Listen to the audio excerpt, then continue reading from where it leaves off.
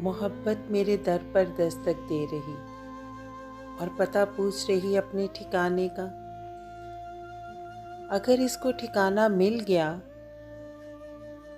तो मोहब्बत भटकेगी गलियों गलियों। सोच रही हूँ दर खोल दूँ या कबाड़ बंद ही रहने दूँ, पर बात तो दिल की।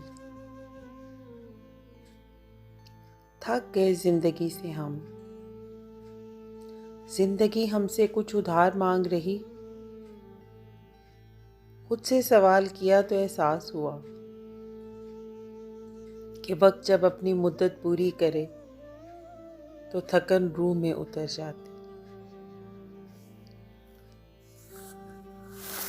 क्या है खूबी तुझ में, खुद से पूछ कर देख। दूसरा तो कोई मानेगा नहीं जब तक एक दुनिया इस पर मोहर ना जब्त कर दे। इंसान इंसान से मिलकर खुद को बड़ा कर रहा। अपने अंदर झांक कर देख तू कहाँ खड़ा, ना कि किसके साथ खड़ा है।